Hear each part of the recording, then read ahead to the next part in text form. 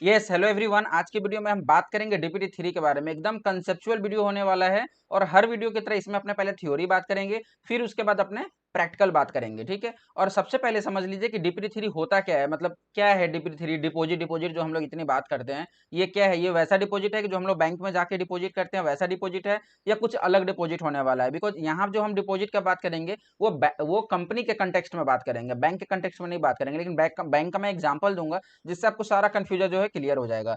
तो इस वीडियो को आप अंत तक देखिए, आपको सारा कुछ मिलने वाला है। पहले थ्योरी समझाऊंगा, जो वीडियो मतलब जो डिपॉजिट नहीं भी पढ़े हैं उनको भी समझ में आएगा कि डिपॉजिट क्या होता है, कब एप्लीकेबल होता है। डिपॉजिट का मतलब सिर्फ इतना समझ जाइए एक लाइन का, कि कंपनी जब बाहर वाले से पैसा लेती है या कंपनी जब पैसा उठाती है उसको डिपॉजिट बोलते हैं। पक्का पक्का इतना समझ में आया। और प्रोफेशनल्स को मैं एक बात बोल दूं कि आपके लिए 10 एफएक्यू भी मैं ऐसा रखा हूं, 10-11 अपना होगा एफएक्यू, जो आप जनरली क्वेश्चंस पूछते हैं ना, किसी को फोन करके फ्रेंड्स को, या हमसे भी कोई प्रोफेशनल पूछते हैं कि सर ये बताइए कि इस सिचुएशन में क्या करें, नील रिटर्न है तो कुछ नहीं है फिगर्स, तो इस केस में हम क्या करें। तो काफी सारे आप एफएक्यू पूछते हैं, ठीक है। नॉर्मल क्वेश्चंस होता है, जनरल जेनरिक टाइप का।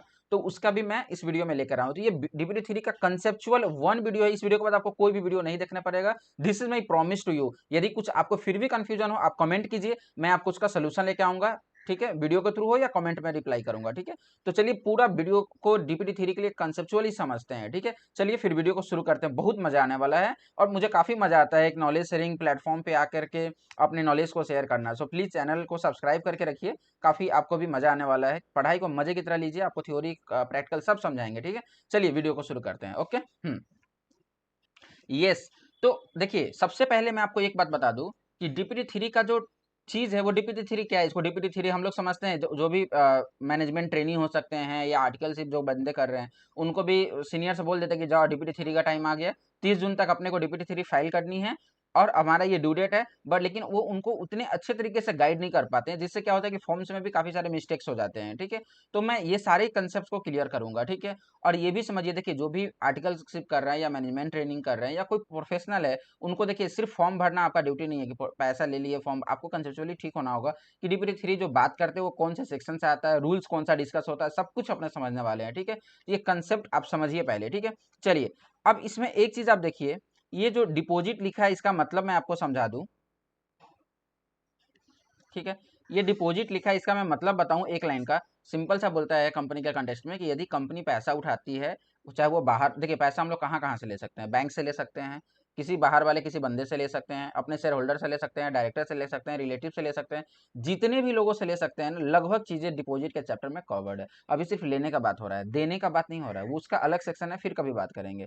सिर्फ लेने का बात हो रहा है, ठीक है। पक्का पक्का इतना समझ में आ रहा है? चलिए, अब देखिए इसका जो सेक्शन बात करता है ना, वो section 73 to 76 A of companies act 2013 बात करता है।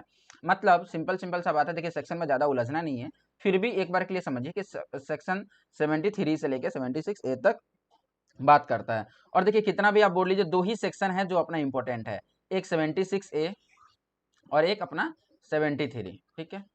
बाद बाकी देखिए दो दो सेक्शन है ना, वो ट्रांजिशन में चला गया, आपको दिखलाएंगे, आपको समझ में आएगा। 74 का था कि जब कमेंसमेंट हुआ एक्ट, उसके अकॉर्डिंग था, ठीक है। 75 भी वैसा ही है कि उसके डिफॉल्ट में क्या होगा और एनसीएलटी को अप्लाई वगैरह के लिए। लेकिन दो इंपॉर्टेंट सेक्शन होने वाला है, 73 और 76 ए, ठीक है।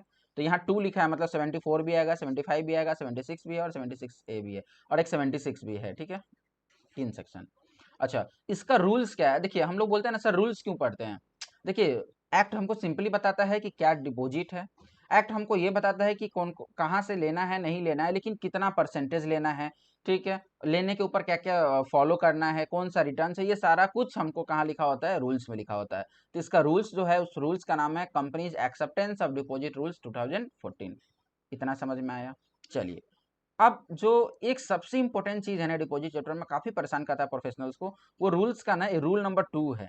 ये जो आप देख रहे हैं ना, यहाँ पे लिखा हुआ है रूल 2 ऑफ सब रूल 1 ऑफ क्लॉज सी। उसका क्लॉज सी जो है ना, वो काफी एग्जॉस्टिव है, मतलब 18 पॉइंट है, वो 18 का 18 पॉइंट आपको समझना होगा, जिसको हम लोग बोलते हैं ना एग्जम्प्टेड डिपॉजिट है, वो चीजें अपने समझेंगे, ठीक है। चलिए, अब पहले ये चीज समझिए, acceptance of deposit by the companies. मतलब एक्सेप्टेंस ऑफ डिपॉजिट मतलब कंपनी जो एक्सेप्ट डिपॉजिट ले रही है, ठीक है, उसके लिए क्या क्या चीजें हैं, मैं आपको पहले क्लियर कर दूं। देखिए, ये जो अपना सेक्शन जो है वो सेक्शन 73 बोलता है, पहला जो सब सेक्शन बोलता है कि कोई भी कंपनी बाहर वाले से कोई भी पैसा नहीं ले सकता है ठीक है, आउटसाइडर से, यहाँ आउटसाइडर का मतलब होता है, ठीक है, मतलब बाहर वाले का मतलब तो आउटसाइडर, आउटसाइडर का मतलब क्या होता है, पब्लिक। देखिए यहाँ आउटसाइडर का मतलब ही मैंने लिखा है यहाँ पब्लिक, ठीक है, राम श्याम मोहन, ठीक है, ओके। अब देखिए इसमें उसी सेक्शन में 73 का सेक्शन 1 में लिखा है एक चीज कि एलिजिबल पब्लिक कंपनी जो है ना, एलिजिबल पब्लिक कंपनी, यहाँ देखिए लिखा है एलिजिबल पब्लिक कंपनी ये ले सकती है, मतलब ये बाहर वाले से भी पैसा ले सकता है, मतलब कोई मोहन नाम का लड़का है उससे भी पैसा ये ले सकती है, ठीक है। लेकिन कंडीशन दिया कि ओनली एलिजिबल पब्लिक कंपनी, कोई भी पब्लिक कंपनी नहीं, मान लीजिए कि XYZ पब्लिक लिमिटेड है, ठीक है, तो XYZ लिमिटेड है मतलब पब्लिक हुआ, तो XYZ जो लिमिटेड है वो जो है बाहर वाले से पैसा नहीं ले सकती है, क्यों, क्योंकि वो एलिजिबल कंपनी नहीं होगी, तो एलिजिबल पब्लिक कंपनी। उसका क्राइटेरिया क्या दिया, बोला कि नेटवर्थ जो है ना वो 100 करोड़ होना चाहिए और टर्नओवर जो है मिनिमम 500 करोड़ होना चाहिए। यहाँ पे और वर्ड है, मैं ध्यान से बोल रहा हूँ, यहाँ पे और वर्ड है, मतलब कोई भी क्राइटेरिया फॉलो हुआ तो एलिजिबल पब्लिक कंपनी आप हो जाते हो, ठीक है। लेकिन लेकिन लेकिन बोला ठीक है आप एलिजिबल पब्लिक कंपनी तो बन गए, लेकिन बोला कि आप जो सेक्शन 76 का है ना उसको फॉलो कर लीजिए और ठीक है आप ले लीजिए मतलब जैसा मन, मतलब जितना चाहा उतना नहीं। उसके कंडीशन दिया कि आप इतना परसेंटेज कहाँ से ले सकते हैं और इतना परसेंटेज कहाँ से लेते हैं, मतलब खुल्लम की तरह नहीं कि आप कहीं से गए अरे लाओ लाओ लाओ पैसा लाओ जितना है सब दे दो, नहीं, ठीक है। चलिए नॉन गवर्नमेंट कंपनी में बोलता है कि 10% आप ले सकते हैं, ठीक है, मैं इसका कलर चेंज कर दूं, चलिए नाउ बेटर, ठीक है। क्या बोलता है कि 10% आप ले सकते हैं नॉन गवर्नमेंट कंपनी में ए से, ए का मतलब क्या है यहाँ पे लिखा हूं मैंने, A denotes maximum deposit from members, मतलब मेंबर्स मतलब शेयर होल्डर, जो आपके कंपनी का शेयर होल्डर्स है वहां से आप 10% ले सकते हैं, ठीक है, पक्का पक्का। बी जो है वो डिनोट करता है आउटसाइडर, मतलब मैंने बोला ना कि एलिजिबल पब्लिक कंपनी बाहर से ले सकते हैं, लेकिन कितना, 25%। और ये जो मैं परसेंटेज बोल रहा हूँ ना, percentage of what, percentage of paid up share capital plus free reserve plus securities premium, ठीक है, पक्का इतना समझ में आया। 25% of paid up share capital को आप देख लीजिए कितना है, फॉर एग्जांपल चलिए पेड अप शेयर कैपिटल 100 है, 100 रुपीज मानते हैं, फ्री रिजर्व हमारा 2 रुपया है और ये हमारा 8 रुपया है, ठीक है, तो टोटल कितना हुआ 110, ठीक है, 110 का 25% आप निकाल लीजिए, उतना ही आप ले सकते हैं आउटसाइडर से। समझ में आया, एग्जाम्पल भी आपको दे दिया, समझ में आया। चलिए अच्छा, दूसरा कंडीशन है, दूसरा कंडीशन है, दूसरा चीज है कि यदि गवर्नमेंट कंपनी है ना, तो गवर्नमेंट कंपनी को बोला कि एक प्लस बी, मतलब कि आप मेंबर और साइडर दोनों को मिला के आप क्या कर सकते हो, इस केस में आप सिर्फ बी से भी आप ले सकते हो 35% और ए से भी ले सकते हो, क्योंकि दोनों को मिला के यहाँ पर क्राइटेरिया है, ठीक है, गवर्नमेंट कंपनी के केस में, ठीक है, गवर्नमेंट कंपनी के केस में थोड़ा सा एग्जाम्पशन भी अपने को काफी रहता है। इतना समझ में आया, ये हमारा सेक्शन सबसेक्शन 1 समझ में आ गया, काफी इंपॉर्टेंट था एलिजिबल पब्लिक, क्योंकि जब आप ऑडिट में भी जाते हो, खासकर मैं CLO के लिए बोल रहा हूँ या कोई भी आर्टिकल में है, जब आप स्टैट ऑडिट के लिए जाते हो तो वहाँ पे आपको चेक करना है कि यदि कंपनी लेके रखा है आउटसाइडर से, तो चेक कीजिए कि वो एलिजिबल पब्लिक कंपनी में फॉल कर रहा है, तब तो ठीक है उसको अलाउड भी था, और ये भी चेक कीजिए कि वो कंडीशंस फॉलो किया है कि नहीं, नहीं किया है तो ठीक है करवा दीजिए, और नहीं तो फिर उसको रिपोर्ट कर दीजिए ऑडिटेड में, ठीक है। अच्छा अब देखिए, और मैंने अभी बोला ना कि आप करवा दीजिए, करवाना कहीं कहीं के लिए मतलब पॉसिबल नहीं होता है, यदि बहुत बड़ी कंपनी है और उसको, क्योंकि यदि लिस्टेड होगा तो खैर पॉसिबल ही नहीं, क्योंकि वहाँ एक एक चीज़ इंटीमेशन जाता है सेबी को, ठीक है, वो भी एकदम एग्जैक्ट डेट में होता है। अच्छा, acceptance of deposit by company, अच्छा, सबसेक्शन 2 क्या बोलता है, बोलता है कि अरे इसका मतलब थोड़ी नहीं कि कंपनी कहीं से पैसा ही नहीं लेगा, कंपनी पैसा ही नहीं लेगा तो कंपनी चलेगा कैसे, सिंपल सा बात है। तो देखिए जो प्राइवेट कंपनी है, स्मॉल कंपनी है, जो भी कंपनी है जो एलिजिबल पब्लिक कंपनी को छोड़ के जो फॉल करती है, उन लोगों को बोला कि सुनो आप लोग भी ले सकते हो, ऐसा नहीं कि नहीं ले सकते हो, लेकिन आपको कुछ कंडीशंस है उसको फॉलो कर लीजिए और ले लीजिए। और लेना है मतलब आउटसाइडर से बिल्कुल अलाउ नहीं है, पाप है, मतलब आउटसाइडर से मतलब पाप, मतलब कि एकदम लेना ही नहीं है आउटसाइडर से, ठीक है। हाँ ठीक है आप मेंबर से ले लो, चलो चलेगा, लेकिन उसमें भी परसेंटेज है, ठीक है। चलिए अब देखिए पब्लिक कंपनी है, नॉर्मल पब्लिक कंपनी है, तो बोला कि ये अपने डिनोट्स किए थे ना मेंबर्स को, तो बोला 35%, ठीक है। प्राइवेट कंपनी है तो 100%, IFSC पब्लिक कंपनी है तो 100%, लेकिन ये तीनों केस में क्या बोला 73(2) का F जो है आपको फॉलो करना है। 73(2) का F सिंपली बात बोलता है सिक्योर्ड और अनसिक्योर्ड के बारे में, यदि आपका जो लिया हुआ पैसा है यदि सिक्योर्ड है तो उसको आप बताइए कि ये सिक्योर्ड है, अनसिक्योर्ड है तो फाइनेंशियल्स में डिस्क्लोज कीजिए, हम पढ़ेंगे 73(2) का F क्या है, याद करके रखिए, ठीक है। अच्छा, स्टार्टअप प्राइवेट कंपनी, जो DPIIT का जो डिफिनीशन अपना होता है ना, उसके अकॉर्डिंग अपने स्टार्टअप कंपनी लाते हैं, तो उसमें क्या बोलता है कि अनलिमिटेड आप ले सकते हो, ठीक है, लेकिन उसमें भी 73(2) F का कंप्लाई करना है। अच्छा, कुछ ऐसा भी प्राइवेट कंपनी होगा ना जो ये 3 कंडीशन को यदि फॉलो करता है, उसको भी बोला कि आप 100% वाला क्राइटेरिया नहीं है भाई, तुम भी ले लो जितना माने ले लो। क्या होना चाहिए, नॉट ए सब्सिडी और एसोसिएट, लोन जो है आउटस्टैंडिंग जो हमारा है पेड अप शेयर कैपिटल के दुगुना से और 50 करोड़ से विच एवर इज लोअर, ये एक वैल्यू निकाल लो, ठीक है। नो डिफॉल्ट ऑफ लोन, मतलब कोई भी लोन का इंटरेस्ट का कोई भी डिफॉल्ट नहीं होना चाहिए, ठीक है। और ये सारे परसेंटेज जो हम डिस्कस कर रहे हैं ना, यहाँ पे हमने भी लिख रखा है PUSC free reserve plus securities premium. पक्का पक्का समझ में आया, ठीक है। ये किसके लिए है? प्राइवेट कंपनी, स्मॉल कंपनी, मतलब सारे कंपनी को, सारे कंपनी की जो एलिजिबल पब्लिक कंपनी को तो ऐसे भी लेना है, अलाउड है, मेंबर्स का भी डिस्कस कर लिए और आउटसाइडर का भी, उसके अलावा जो भी बच जाता है सबके लिए ये चीज है, ठीक है। एक लोग पूछ रहे थे कि इसका ड्यू डेट्स का, सारी चीज डिस्कस करेंगे, चलिए उसको डिस्कस करेंगे। अच्छा, सेक्शन 73 क्या बोलता है? वही जो हमने बात कर लिया, चलिए इसको बस मार्किंग करेंगे। No company can accept deposit from public except eligible public company, बस एक लाइन का था क्योंकि ऑलरेडी हम डिस्कस करवा दिए आपको। और एलिजिबल पब्लिक कंपनी को बोला कि 76 का पालन कर लो, 76 कुछ नहीं बोलता है जो एलिजिबल पब्लिक कंपनी के लिए है। 76 बोलता है कि एसआर इन जीएम कर लो और चेक कर लो ना कि प्रेजेंट बोरोइंग और प्रपोज्ड बोरोइंग जो है हमारे पीयूएससी एफआरएसपी से कम होना चाहिए या इक्वल टू है, तो फिर उस केस में क्या है, एसआर के जगह पे आप ओआर से काम चला सकते हैं। बस चेक कर लीजिए कि प्रेजेंट, मान लीजिए कि अभी जो हम पैसा लेकर रखे हैं 100 रुपया है, हम लेने वाले हैं 20 रुपया, तो टोटल कितना हो गया? 120 रुपया, ठीक है। अब जो पीयूएससी एफआरएसपी जो है, इसमें मान लीजिए तीनों मिला के हमारा, ठीक है, ऊपर वाले एग्जाम्पल में अपना 110 था, लेकिन 110 लेंगे तो देखिए ये क्या है, ये ज्यादा हो जाता है, तो हमको इसको कम, मतलब इस एग्जाम्पल को लेने के लिए कम करना होगा। तो मान लीजिए कि हमारा 130 आ गया, तो 130 से ये क्या है, कम है। 130 से तो 120 कम है ना भाई। 130 रुपया और 120 रुपया में बड़ा कौन है? 130, 120 कम है। यदि कम है या इक्वल टू है तो फिर आपको क्या बोल रहा है कि एसआर इन जीएम मत कीजिए, आप ओआर इन जीएम से आपका काम हो जाएगा। पक्का पक्का समझ में आया, ठीक है। सिंपली सा बात बोला हूँ। और बोला कि आपको क्रेडिट रेटिंग एजेंसी से आपको मतलब क्रेडिट रेटिंग करवाना होगा from the credit rating agency. Simple सा क्या बोला, रिवीजन करवाता हूँ। एसआर इन जीएम कंडीशन से कर लीजिए, एसआर इन जीएम। दूसरा कि जो आप बोरो कर चुके हैं और करने वाले हैं, दोनों मिला करके मान लीजिए कि 120 रुपया हो रहा है, ठीक है। और जो आपका पीयूएससी एफआरएसपी मिला के 130 रुपया हो रहा है, तो उससे कम हो रहा है तो आप एसआर की जगह ओआर कर सकते हैं। मतलब पहला एसआर इन जीएम, और यदि दूसरा ओआर इन जीएम कंडीशन है। तीसरा क्या है? क्रेडिट रेटिंग ले लीजिए। कहाँ से? क्रेडिट रेटिंग एजेंसी से। सिंपल तीन, SR in GM, OR in GM condition है, और तीसरा क्रेडिट रेटिंग एजेंसी। पक्का समझ में आया, चलिए। और देखिए 73(1) बोलता है सिंपली कि ये अप्लाई नहीं होता है। देखिए सिंपल सा बात है, बैंकिंग कंपनी, एनबीएफसी, हाउसिंग, ये सब सारे पे अप्लाई नहीं होता है, ठीक है। अच्छा, ए टू एफ का जो हम बात कर रहे थे ना, सेक्शन 73 सबसेक्शन 2, जो ए टू एफ फॉलो करना होगा। देखिए वो किनको, यदि आप डिपॉजिट ले रहे हैं, यदि आप डिपॉजिट ले रहे हैं अपने मेंबर से, ठीक है, तो ये सारे चीज को अपने को फॉलो करना है। देखिए बाहर वाले से तो लेना अलाउड ही नहीं है, ठीक है। बाहर वाले से प्राइवेट कंपनी को लेना अलाउड ही नहीं है, सिर्फ वो मेंबर से ले सकता है। एकदम ध्यान से सुनिए, बाहर वाले से बिल्कुल नहीं ले सकते हैं। मतलब कि आप ये सब चीज फॉलो करके भी बाहर वाले से कैसे लेंगे? लॉ तो सीधे बोलता है कि आपको आउटसाइडर से लेना ही नहीं है। आप 73(2) क्या बोलता है? Any company can accept deposit from its members by complying this, A से लेके एफ तक, ठीक है।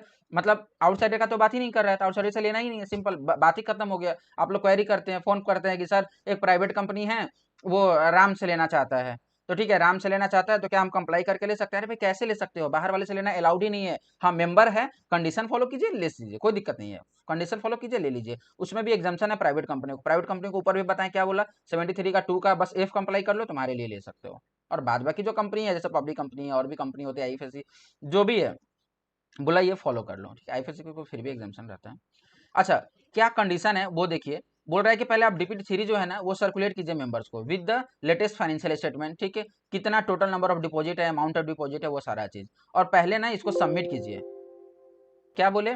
डीपीटी 1 जो है अपने को आरओसी को देना है, और वहां से 30 दिन के अंदर सर्कुलेट कर दीजिए किसको? मेंबर्स को। बी में ये बोला। तीसरा बोला कि मान लीजिए कि आपका जो पहले का डिपॉजिट लिया हुआ है और आपको लगता है कि नेक्स्ट ईयर मैच्योर होने वाला है, तो इस साल के अप्रैल मंथ में आपको उसका 20% जो है एक सेपरेट शेड्यूल बैंक अकाउंट में डाल देना है। एग्जांपल देता हूं, मान लीजिए कि आपका 100 रुपया जो है मैच्योर होने वाला है नेक्स्ट फाइनेंशियल ईयर में। तो इस फाइनेंशियल ईयर में जो हमारा 23-24 से स्टार्ट हुआ है, तो 30 अप्रैल तक, ठीक है, 30 अप्रैल तक आपको उसका 20% का जुगाड़ करके आपको डीआरआर में डाल देना है। पक्का समझ में आया? अच्छा, ई नंबर क्या बोलता है? कोई भी डिफॉल्ट नहीं होना चाहिए, रीपेमेंट ऑफ डिपॉजिट का हो, इंटरेस्ट का हो, और कोई भी डिफॉल्ट भी नहीं होना चाहिए पीरियड ऑफ 5, और मतलब यदि कोई डिफॉल्ट हुआ भी है तो 5 साल बीत गया हो, ठीक है।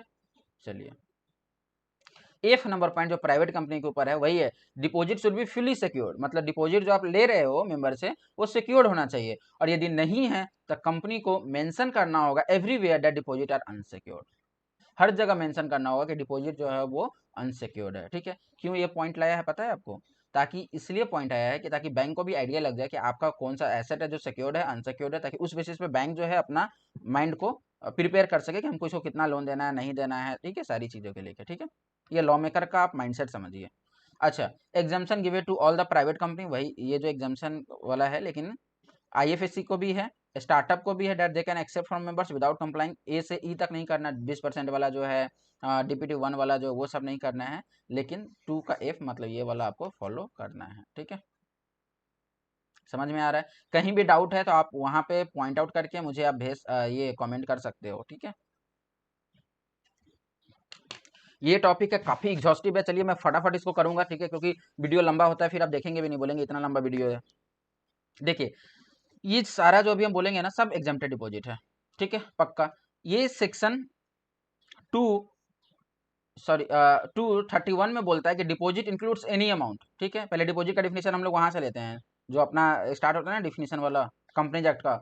डिपॉजिट बोलता है कोई भी अमाउंट है, ठीक है, कोई भी अमाउंट रिसीव होता है, लोन या एनी अदर फॉर्म, ठीक है, but does not include categories prescribe, ठीक है। डज नॉट इंक्लूड का मतलब यही एग्जेम्प्टेड वाला चीज है। ये कहाँ लिख दिया, इन मतलब सीजी आपको प्रेस्क्राइब करेगा कंसल्टेशन विद आरबीआई, तो हम यहाँ पे ही लिख दिए हैं कौन से रूल्स में लिखा हुआ है, ताकि आपको सुविधा हो। चीजों को देखिए एक जगह समराइज रहता है ना, आपको एकदम मजा आ जाता है पढ़ने में, ठीक है। अब देखिए पहला क्या बोला, फटाफट, ये सब खास नहीं है, आपको फॉर्म में भी दिख लाएंगे, वहां पे हमको इजी होगा फटाफट बोलने में। पहला बोला कि सीजी एजी लोकल अथॉरिटी, ये सबसे यदि आप पैसा लेके रखे हैं guaranteed by government, amount received हुआ है, कोई बात नहीं है, चलेगा, ठीक है, मतलब ये डिपॉजिट नहीं है, ये एग्जाम्प्टेड में, लेकिन आपको अमाउंट शो करना है यदि कुछ मिला है ग्रांट स्टूडेंट्स तो। कोई फॉरेन गवर्नमेंट, फॉरेन सिटीजन भी यहाँ कवर्ड है, foreign body corporate, international agency, फिर ये अलाउड है। लोन फ्रॉम बैंकिंग कंपनी, देखिए बैंक तो लोन देगा ही भाई कंपनी को, नहीं तो बैंक कैसे चलेगा, उसका तो डे टू डे ऑपरेशन है, और बैंक कंपनी भी लेती है, ठीक है, लेकिन आपको वहां पे शो करना है कि हाँ ठीक है बैंक से हमने लोन लिया है। लोन फ्रॉम पीएफआई, उसका भी है। Loan from any other company से, देखिए 5 पहले मैं बताता हूँ, loan from other company, commercial paper, loan by public company from director, loan by private company, loan from its director और रिलेटिव ऑफ डायरेक्टर, ठीक है, मतलब डायरेक्टर से लोन फ्रॉम डायरेक्टर आप समझ के रखिए, ठीक है। लेकिन उसका एक डिक्लेरेशन दूंगा कि ये जो पैसा उन्होंने लिया है ना, वो उसका अपना फंड से है, मतलब कि बाहरी मतलब कहीं से लोन लेके नहीं दिया हो, ठीक है। अमाउंट इशूड बाई सिक्योरिटी, देखिए शेयर वेयर इशू करते हैं, ठीक है, उसका कंडीशन है कि 60 दिन के अंदर अपने को दे देना है, अदरवाइज उसको रिफंड कर देना है, ठीक है, अलॉटमेंट कर देना है, ठीक है, पैसा मिलने के 60 दिन के अंदर, ठीक है। ये एक सिंपल एक प्रोमोटर के लिए बोलता है कि ठीक है आपको कोई दरकार पड़ रहा है तो आप बाहर वाले मतलब कि पैसा लेकर के लोन लिया गया है, और ठीक है लेंडिंग इंस्टीट्यूशन से कुछ कंडीशंस था उसके ऊपर में, ठीक है। Amount issued by secured debenture, ठीक है, ये डिवेंचर के ऊपर है, सिंपल। ये गुड्स और सर्विस का है, देखिए हम बोल रहे हैं ना 5 चीज आपको बताएंगे। ये अमाउंट रिसीव, ये एडवांस के लिए है, ठीक है, एडवांस अपने लेके रखते हैं ना गुड्स और सर्विस का, और गुड्स में है कि 365 दिन से यदि अंदर में है तो फिर ठीक है, ज्यादा हो जाता है वो डिपॉजिट हो जाता है, फिर डिपॉजिट हो जाता है तो फिर आपको वो कंप्लाई करना होगा, फिर पेनाल्टी भी ह्यूज है, ठीक है। सर्विस में 5 साल है, ये सब है। अमाउंट इज ट्रस्टी सीआईएस, ठीक है। और अपने इम्प्लाई से भी आप नहीं ले सकते हैं, जितना उसका ग्रॉस एनुअल सैलरी जो है उससे ज़्यादा नहीं ले सकते हैं, मतलब जो उसका एनुअल सैलरी मान लीजिए 10,000 का महीना है, लाख साल का कितना हुआ 1,20,000, तो उससे ज़्यादा आप लेते हैं तो वो ऐसे भी डिपॉजिट हो जाता है, और नॉन इंटरेस्ट बेयरिंग होना चाहिए, ठीक है। एआईएस वगैरह से अलाउड है। निधि कंपनी, ठीक है, अलाउड है। स्टार्टअप कंपनी, ठीक है, कन्वर्टिबल नोट्स होगा, या पढ़ लीजिएगा, सिंपल है, चिट फंड, ठीक है। तो हमने क्या डिस्कस किया, मैंने बस ये 18 पॉइंट्स आपको दिखला करके मैं ये भी बताऊंगा कि कौन सा पॉइंट्स है जो आपको, मतलब कि जब फॉर्म अपने भरते हैं ना डीपीटी थ्री का, 90% में ये 5 चीजें होता है, मैं वो आपको बता दूंगा, समझा दूंगा, मतलब 18 पॉइंट्स एग्जॉस्टिव वे में आप पढ़ लेंगे, ठीक है। मैं ये इसका नोट्स का लिंक भी दे दूंगा, आप मेरे को कमेंट करेंगे तो मेल कीजिए, मेल आईडी डालिएगा कमेंट पे, मैं ये नोट्स का आपको लिंक मेल करवा दूंगा, ठीक है। अच्छा, सेकेंड चीज, ये जो जितना आपको समझाया ना, 5 चीज आप याद रखिए, 4 से 5 चीज मतलब पकड़ के चलिए कि आपको हर डीपीटी थ्री में आपको डालना है, ये सारा एग्जेम्प्टेड है, पहले तो ये समझिए, मतलब ये डिपॉजिट नहीं है लेकिन आपको शो करना है, ठीक है। अब वो 5 चीज क्या है वो हम थोड़ा डिस्कस कर ले, ठीक है। पहला जो अपना चीज है 5 चीज में, सबसे पहला लोन फ्रॉम फ्रॉम बैंक। देखिए लगभग बैंक से लोन होता ही है किसी भी कंपनी का, तो एक लोन फ्रॉम बैंक रहता है एग्जेम्प्टेड डिपॉजिट में। दूसरा, अदर कंपनी से लोन लिया हुआ, ठीक है, loan loan from another company, मतलब एक कंपनी दूसरे कंपनी से लोन लेकर रखती है, ये नॉर्मल चीज है। तीसरा, सिक्योरिटी डिपॉजिट। सिक्योरिटी डिपॉजिट क्या होता है, मान लीजिए कोई कंपनी है, अपना कोई स्पेस है, किसी को दे के रखा है, उसके अगेंस्ट में एग्रीमेंट होता है, रेंट एग्रीमेंट, उसके अगेंस्ट में सिक्योरिटी डिपॉजिट लेके रखते हैं। तो ये 3 चीज हो गया। चौथा चौथा अपना क्या होता है, एडवांस। ठीक है, एडवांस। एडवांस कौन सा हम बात कर रहे हैं, वही गुड्स और सर्विस का। देखिए मान लीजिए कि आप यदि गुड्स और सर्विस कुछ भी आप कर रहे हैं, आपका जो बिजनेस हो, मान लीजिए गुड्स का है, तो यदि आप कस्टमर से एडवांस ले ही सकते हैं, मतलब 31 मार्च तक तो हो ही सकता है किसी का एडवांस, ऐसा थोड़ी नहीं हो सकता है। तो वो एडवांस का जो फिगर होता है वो अपने को शो करना होता है। ठीक है। पांचवा हो सकता है कॉमर्शियल पेपर हो किसी का, किसी किसी केस में होता है कि कॉमर्शियल पेपर रहता है, किसी में होता है loan from director, loan loan from directors या रिलेटिव डायरेक्टर्स, जो भी बोलिए। ठीक है, कमर्शियल पेपर तो फिर भी कम रहता है। लोन फ्रॉम डायरेक्टर, तो ये 5 चीज जो है ना आपको डीबीटी 3 में डालना ही होता है। लोन फ्रॉम बैंक मतलब डालना ही होता है, मतलब एप्लीकेबल है तो, लेकिन जनरली मिल जाएगा आपको। Loan from bank, loan from another company, security deposit, advance का फिगर और लोन फ्रॉम डायरेक्टर। ठीक है, क्योंकि डायरेक्टर से लोन लेना काफी ईजी होता है। ठीक है, चलिए अब अपने ना इसको फटाफट डिस्कस कर लेते हैं न्यू फॉर्म्स के साथ। ठीक है, ताज़ा ताज़ा पढ़े हैं तो अपने को डिस्कस कर लेंगे। मैं आपके लिए फॉर्म भी लेकर के आया हूँ। ठीक है, देखिए पहले मैं आपको एमसीए के साइट पे ले जाता हूँ, वहाँ पे आप देखिए कि फॉर्म अपने कहाँ से निकालेंगे फाइलिंग के लिए। मैंने एक फॉर्म भी सैंपल प्रिंट आउट लेके उसको पीडीएफ बना के रखा है, ताकि मैं आपको इजीली समझा पाऊँ। ठीक है, क्योंकि वो ईजी होता है। ठीक है, क्योंकि कभी कभी एमसीए वर्क नहीं भी करता है, तो मेरा मतलब आपको जो समझाने का मोटिव है मैं वो कर पाऊँ।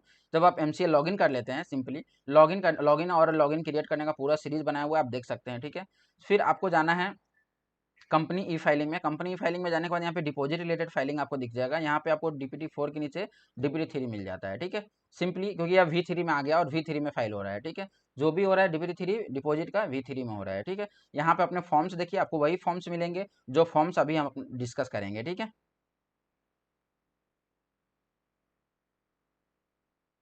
देखिए अब यहाँ पे वही सारे फॉर्म्स आपको देखिए, पहले यहाँ पे लिखा है ना रिटर्न ऑफ डिपॉजिट, आप ये चीज़ देख लीजिए। यहाँ पे रिटर्न ऑफ डिपॉजिट लिखा है, फिर उसके बाद CIN number, name of the company, ये सारी चीज़ आप देख रहे होंगे ना, ये सारी चीज़ अपने को डालना है। ठीक है, तो चलिए अपने डिस्कस कर लेते हैं। ठीक है, अब देखिए डीबीटी 3 में अपने को क्या करना है, सबसे पहले सिन नंबर डालना है। ठीक है, कंपनी का जो सिन नंबर होगा यहाँ डालिए।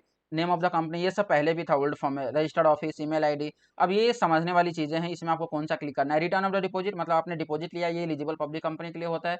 ये मान लीजिए कि वो डिपॉजिट लेकर रखा है बाहर वालों से। ठीक है, तो उसके लिए है। अच्छा, डिपॉजिट मेंबर से भी लेके रखते हैं। ठीक है, तो भी है, तो उसमें कंडीशन अपने को फॉलो करना है, वो वाली चीजें हैं। ठीक है, मेंबर से डिपॉजिट जो लेते हैं, रिटर्न ऑफ डिपॉजिट में क्लिक होगा। उसके बाद नॉट कंसिडर्ड एज डिपॉजिट जो है 21C में जो 18 पॉइंट्स मैंने बोला कि वो कंसिडर्ड एज डिपॉजिट नहीं है, फिर आप इसको सेलेक्ट करके रखिए। ठीक है, अच्छा रिटर्न ऑफ डिपॉजिट और आपका दोनों है। ठीक है, रिटर्न ऑफ डिपॉजिट भी है और आपका नॉन कंसिडर्ड डिपॉजिट मतलब एग्जेम्प्टेड भी है, मतलब डिपॉजिट भी है, एग्जेम्प्टेड डिपॉजिट भी है। तो फिर ये और वन टाइम जो रिटर्न था ना, ये बहुत पहले का था, अभी नहीं लगता किसी के ऊपर एप्लीकेबल है। ठीक है, 2019 का टाइम का जो था, विद इन 3 मंथ्स देना था, दैट इज दैट पार्ट, मतलब आज के डेट में हो सकता है कोई पर्सन हो इसलिए फॉर्म में है। अच्छा, कंपनी पब्लिक है प्राइवेट है वो आपको दे देना है। ठीक है, अच्छा whether company is government company, yes no जो भी है कर देना। ऑब्जेक्ट ऑफ द कंपनी, ठीक है, ये सब नॉर्मल चीज़ें हैं। मैं मुझे बताने का जो चीज़ें हैं, whether deposit has been accepted from public, public से आपने लिया है तो एलिजिबल पब्लिक कंपनी को ही लेना है, तो वो सारी चीज़ें हैं। Period for which return is file, वो सब ठीक है आप कर लेंगे, डिपॉजिट होगा तो सर्कुलर वगैरह का डेट आप देंगे। अच्छा, ये आपको चीज़ें डालना है। और ये नेटवर्थ का फिगर जो आपको दिख रहा है ना, ये आपको डालना है। ठीक है, इसमें जनरली ये वाला पॉइंट अपने जनरली कंपनी में डालते हैं, PUSE FRSP। ठीक है, क्यों ये मांगा है, क्योंकि इसी के बेसिस पे सारा कैलकुलेशन है। ठीक है, चलिए अब यहाँ देना है कि टोटल नंबर ऑफ डिपो, अब 1 अप्रैल को पहले ये पहले भी था, 1 अप्रैल को कितना डिपॉजिट होल्डर्स है, फिर end of the financial year कितना है, फिर उसके बाद पार्टिकुलर ऑफ डिपॉजिट, ये वाला चीज़ पहले भी था। जो हम बोल रहे हैं पहले था वो अभी भी बोल रहे हैं पहले, ताकि आपको क्लियर हो जाए कि पहले वाला फॉर्म भी आप खोल के देख लें कि हाँ ठीक है ये चीज़ था, तो एक कॉन्फिडेंस आता है और कुछ चीज़ें नहीं है। कि एग्जिस्टिंग डिपॉजिट 1 अप्रैल को कितना था, रिन्यू कितना हुआ, एक्सेप्टेड कितना हुआ, सिक्योर्ड अनसिक्योर्ड, ये सारी चीज़ अपने डिस्कस करेंगे। ठीक मतलब ये पहले भी था। ठीक है, लिक्विड एसेट जो अपना होने वाला है मैच्योर, ठीक है नेक्स्ट फाइनेंशियल ईयर, उसका डिटेल्स देना है। चलिए समझने वाला है, ये भी पहले था। नंबर ऑफ चार्जेस सारे नंबर भी देना है। चलिए 50 नंबर पॉइंट जो अपने 18 डिस्कस करने था, इसको हम लोग बोलते हैं एग्जाम्प्टेड डिपॉजिट। मतलब वही, ये डिपॉजिट नहीं है but you have to show. अच्छा, अभी चेंजेस क्या आया है वो आप देख लीजिए। चेंजेस सबसे बहुत बड़ा चेंजेस है इसमें, पहले ये चीज़ें नहीं मांगता था। ठीक है, क्या नहीं मांगता था, देखिए पहले ओपनिंग बैलेंस कभी नहीं मांगता था, सिर्फ एंड ऑफ द ईयर जो हमको दिखता था फिगर वो डालता था। अब क्या हो गया, अब काफ़ी इंपॉर्टेंट हो गया फॉर्म। ओपनिंग बैलेंस मतलब अप्रैल को 1 अप्रैल को क्या बैलेंस था, बीच में हमने कितना एडिशनल लोन लिया, रिपे कितना किया, एनी अदर एडजस्टमेंट कितना किया, फिर क्लोजिंग, ये नहीं हुआ करता। ये फॉर्म में काफ़ी बड़ा चेंजेस V3 में। अब पहले वो नॉर्मल फॉर्म हुआ करता था जो आपने डाउनलोड करके भरते था, वेब फॉर्म हो गया है। एजिंग ऑफ लोन, 1 साल से पुराना लोन का बताइए, 1 से 3 साल का 20 का बताइए, और 3 साल से ज़्यादा है तो बताइए, ताकि ये बैंक भी डिसाइड कर सके। ये उन सब चीज़ों के लिए है। अच्छा, पॉइंट वाइज डिस्कस करें, ये सारा पहले ये समझिए, ये सारा इन्फॉर्मेशन नया है जो कि देना अपने को पड़ेगा, ठीक है। अच्छा, उसके बाद यदि अपने डिस्कस करें तो कोई भी amount receive from the central government, ठीक है, कोई भी amount receive from the central government, मतलब CGSG से लिए वो चीज़ अपने को यहाँ दिखाना है। फिर दूसरा में अपने को कोई भी अमाउंट फॉरेन से लिए, देखिए यहाँ पे आपको लिखा है ना फॉरेन, जो भी अभी डिस्कस कर रहे हैं ये सब फॉरेन का है, ठीक है। पहला अपने CGSG डिस्कस की, फिर फॉरेन। तीसरा जो है लोन फ्रॉम बैंकिंग कंपनी, ये मैक्सिमम कंपनी में मिल जाता है, मैंने बोला ना सब में आपको डालना होगा बैंकिंग से, ठीक है। PFI से यदि होगा तो LIC वगैरह जो अपना होता है उससे हो गया, ठीक है। Any amount raised bye issue of bonds, ठीक है, बॉन्ड्स वगैरह का ऐसा कुछ रहता नहीं है, मैं आपको बताता हूँ। एडवांस, ये वाला फिगर आपको मिल जाएगा लगभग कंपनी में गुड्स और सर्विसेज के अगेंस्ट में। मैं फटाफट क्यों बोल रहा हूँ, क्योंकि मैंने ऑलरेडी आपको समझा दिया है, अभी दिख रहा है कहाँ पे फिगर डालना है। सिक्योरिटी डिपॉजिट सर्विस का कुछ अगेंस्ट में है तो, ठीक है। ये फटाफट वही जो पॉइंट्स आप पढ़ेंगे पुराने फॉर्म से भी आप रिलेट कर सकते हैं, ठीक है। क्रेडिट रेटिंग कब ऑब्टेन करना होता है बोलिए, जब 76 का अपने फॉलो करते हैं, ठीक है। और DPT3 भी फाइल होता है तो DPT3 का SRA नंबर दे दीजिए। यदि कोई private, not private, public company करवा रही है उसको 73 का पूरा फॉलो करना पड़ता है ना, DPT1 फाइल करना होता है ROC को। चलिए, सबसे इंपॉर्टेंट एक नया डिस्कशन है वो आप समझ के रखिए स्टैट्यूटरी ऑडिटर के ऊपर। देखिए पहले ये जो फॉर्म है ना ये काफी बड़ा चेंजेज है, ठीक है। अब जो ये फॉर्म सर्टिफाई मतलब कि देखिए पहले क्या होता था, सर्टिफिकेट भी लगता था लेकिन सर्टिफिकेशन नहीं लगता था, सर्टिफिकेशन डायरेक्टर से करके हम लोग दे देते थे, और सर्टिफिकेट ऑडिटर का लगता था डिपॉजिट के केस में। अब क्या कर दिया है, अब फॉर्म में आपको सर्टिफिकेट भी लगेगा यदि डिपॉजिट है तो, और उसके अलावा आपको स्टैट्यूटरी ऑडिटर से इसको सर्टिफाई भी कराना होगा। सर्टिफाई और सर्टिफिकेट अलग अलग चीज है, ठीक है। सर्टिफिकेट का मतलब जो डिपॉजिट का दे देते हैं, और सर्टिफिकेशन का मतलब आप ऑडिटर को, स्टैट्यूटरी ऑडिटर को स्पेशली फॉर्म में DSC लगाना होगा, कोई दूसरा CA या कोई दूसरा CS CMA नहीं कर सकता है, ठीक है। और डिपोजिटर्स का जो है list of depositor excel format में जाएगा, ठीक है। इतना समझ में आया। ये सबसे बड़ा चेंजेज है स्टैट्यूटरी ऑडिटर के लिए, उनके ऊपर काफ़ी ये मतलब एक चेंजेज है जो उनके ऊपर एप्लीकेबल होने वाला है और काफ़ी इम्पैक्ट करेगा, कहने का सेंस ये है। चलिए 2-3 पॉइंट है कि इसका ड्यू डेट क्या है, तो 31 जून इसका डेट, 30 जून इसका ड्यू डेट है। उसके बाद एप्लीकेबिलिटी क्या है, वही एग्जाम्शन हम डिस्कस कर लिए हैं। DPT3 एग्जेम्प्टेड डिपॉजिट में फाइल करना होगा, पक्का करना होगा, ठीक है, स्टिल हैव टू फाइल। अच्छा, अब जो है वेब फॉर्म हो गया है, उसमें काफ़ी सारे चेंजेस है, एडिशनल क्लोजिंग एडजस्टमेंट सब देना, ये भी डिस्कस कर लिए। ऑडिटर सर्टिफिकेट क्या होता है, वो फिजिकल होता है जो अपने डिपॉजिट के केस में देना होता है। सर्टिफिकेशन पहले क्या होता था, डायरेक्टर CO CFO CS कोई करता था, बट अभी क्या है कि मैंडेटरी हो गया है। रूल 16 मैंडेटरी बोलता है कि स्टैट्यूटरी ऑडिटर ही इसको करेगा, ठीक है। DPT3 STP फॉर्म है, लास्ट ईयर जो था ये STP फॉर्म नहीं हुआ करता था, बट अभी से क्या है STP फॉर्म है। कंपनी है एनी आउटस्टैंडिंग, आउटस्टैंडिंग है, देर इज नो आउटस्टैंडिंग तो फिर DPT3 फाइल करने का कोई दरकार नहीं है, ठीक है। If a company having loan only from director, ठीक है, फिर भी उसको फाइल करना होगा, एग्जाम्प्टेड में तो दिखाना होगा। अच्छा, दोनों का क्या फिगर जो अपना वो वैरी हो सकता है, ऑडिटर फाइनेंशियल स्टेटमेंट और इससे कभी वैरी नहीं हो सकता DPT3 वाली, क्योंकि दोनों चीज़ आप ही सर्टिफाई करो, ऑडिटर लोग समझ के रखिए, ठीक है। तो ये 10 FAQ है, मुझे भी कहीं से मिला था, ठीक है, तो मैंने इसको कंपाइल करके इसको पूरा ड्राफ्ट करके मैंने आपके लिए प्रिपेयर किया है, ठीक है। आई होप कि आपको काफ़ी मजा आया होगा, सारी चीज़ें आपको कंसेप्ट में एक जगह समझ में आया। पहले थ्योरी डिस्कस किए, फिर प्रैक्टिकल इसको डिस्कस किए, कहाँ फॉर्म मिलता है, सब कुछ डिस्कस किए, फिर FAQ आपके माइंड में क्या आ सकता है सब ड्राफ्ट किए। कितना मजा आता है ना, सब चीज़ एक जगह मिल जाए, एक कंसेप्ट, एक टॉपिक का सारा कुछ एक जगह यदि मिल जाता है ना, मजा आ जाता है। मतलब समझ में आता है कि अरे क्या मिल गया, मतलब एक बार यदि वीडियो देखता है कोई तो उसको मजा आ जाएगा, मतलब सब कुछ एक वीडियो में मिल गया, और मुझे भी अच्छा लगता है नॉलेज शेयर करने में, ठीक है। सो दैट्स व्हाई तो सब कुछ आपको एक जगह मिल गया। आई होप बहुत मजा आया होगा, मुझे भी काफी मजा आता है जब आपको सारा चीज एक जगह मिल जाता है, और काफी खुशी होती है। देखिए फिर आपको मजा भी आता है काम भी करने में, ठीक है।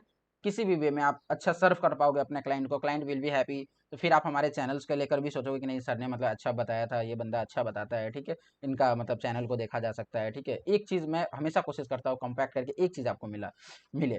तो देखिए ये सारा चीज़ करने में ना सोचिए कितना मेहनत लगा होगा, पहले PPT बनाना होता है, फिर FAQ, फिर फॉर्म निकालो, फॉर्म को समझो। मेरे ऊपर भी नया नया, क्योंकि नया कुछ आता है तो फिर पढ़ना पड़ता है, तो काफ़ी मेहनत करके आपके लिए एक जगह रखता हूँ। तो देखिए मेहनत को आप समझिए, और प्लीज़ इसीलिए मैं बोलता हूँ आपसे कि इतना मेहनत और हार्डवर्क को एटलीस्ट आप एक सब्सक्राइब करिए, लाइक कीजिए। इससे क्या होता है, मोटिवेशन मिलता है। मुझे लगता है एक बार में इतने लोग यदि मुझे देखेंगे, इतने लोग मुझे एक बार में देख रहे हैं, मतलब और भी मेहनत करके लाएं, ताकि ज़्यादा लोग देख रहे हैं तो हमारी रिस्पॉन्सिबिलिटी ज़्यादा है। रिस्पॉन्सिबिलिटी ज़्यादा है तो हमको ज़्यादा हार्डवर्क करना होगा। तो प्लीज़ चैनल को सब्सक्राइब कीजिए, शेयर कीजिए और चैनल के साथ जुड़े रहिए। आप भी कुछ सुझाव दे सकते हैं, ये पूरा नॉलेज शेयरिंग प्लेटफॉर्म होने वाला है। ऐसा नहीं कि सिर्फ हम ही बना के दें, आप कोई टॉपिक बोलते हो तो मैं भी लाता हूँ कि सर ये बना दीजिए, वो बना दीजिए। V3 के टाइम में भी हम वीडियो लेस करके इसीलिए आते थे, ठीक है। तो आई होप कि आपको वीडियो पसंद आया हो। वीडियो पसंद आया तो प्लीज़ अपने पूरे प्रोफेशनल सर्किल में आप शेयर कीजिए, ताकि उनको भी इसका बेनिफिट मिल सके, क्योंकि ये मैं एक जन के लिए नहीं, मैं चाहता हूँ सारे प्रोफेशनल्स को इसका बेनिफिट मिले, whether articles, CA CMA, management training, what, ठीक है।